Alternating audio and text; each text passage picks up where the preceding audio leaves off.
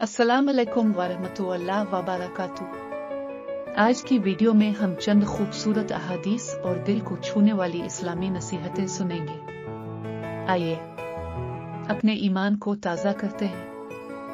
हदीस नबी करीम ने फरमाया, मुसलमान वो है जिसकी ज़बान और हाथ से दूसरे मुसलमान महफूज रहें, यानी हमें चाहिए कि हम अपनी ज़बान और हाथ से किसी को तकलीफ ना दें, हमेशा नरमी और मोहब्बत से पेश आएं।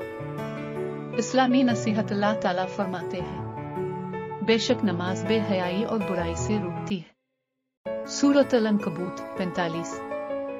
मुख्तसर वजाहत, हमें नमाज को अपनी जिंदगी का हिस्सा बनाना चाहिए। नमाज हमें गुनाहों से बचाती है और अल्लाह के करीब करती है। नबी ने फरमाया, जो रहम नहीं करता उस पर रहम नहीं किया जाएगा। बुखारी।